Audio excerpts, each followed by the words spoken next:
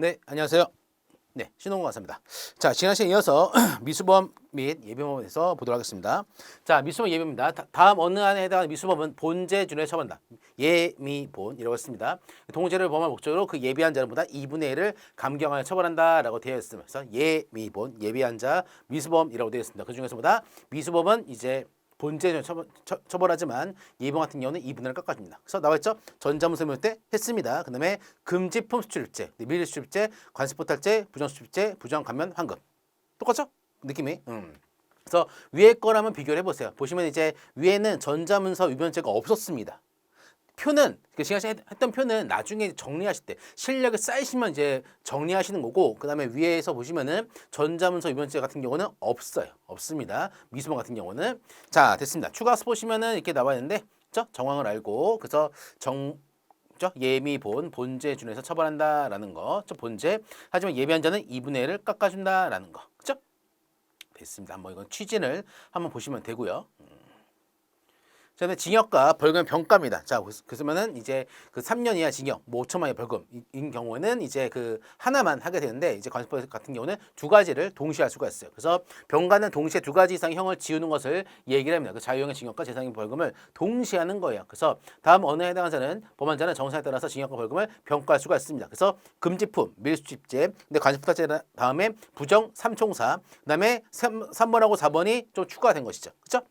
그래서 3번은 미수범 등, 그 다음에 밀수품 취득죄 등이라고 되어 있습니다. 병가가 가능하다. 이런 경우는 하도 못했기 때문에. 자, 몰수와 추징입니다. 자, 몰수라고 되어 있어요. 몰수 같은 경우는 제가 지난 시간인가요? 한번 예시를 한번 들었습니다. 뭘로써? 그 자동차 뒤에 붙는 그 텐트라고 했습니다. 텐트 같은 것들. 그래서 이 자동차 뒤에 붙는 텐트를 이제 이거를 이제 자동차 부품품 부속품에 분류되는 경우 8708, 그 다음에 아닌 경우에는 이제 63류 다른 데 분류가 됩니다. 그래서 8708로 분류가 되는 경우는 뭐 0%고, 그 다음에 636에 분류되는 경우는 8%입니다.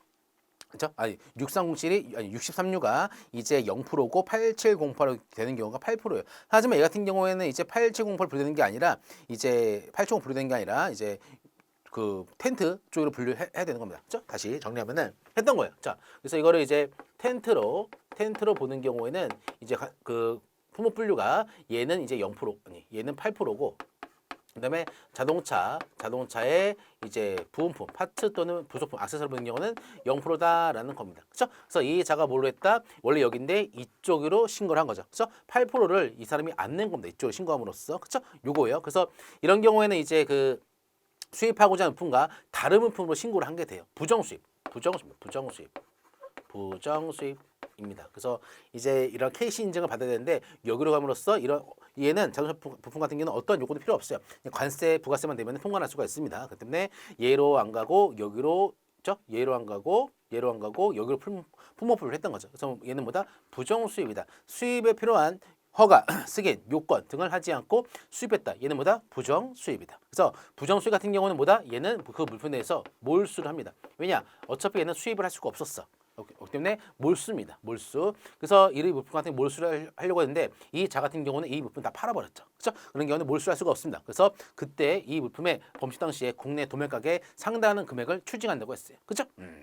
이거 기억나실 겁니다. 분명히 메모가 되어 있을 겁니다. 자, 그래서 몰수. 자, 몰수마다 재산형 일종이에요. 그래서 이제 그 물품에 대해서 몰수한다. 소유권을 박탈해 버리는 겁니다. 자, 몰수의 대사 볼게요. 범죄 물품에 몰수라고 되어 있습니다. 자, 269조 1항.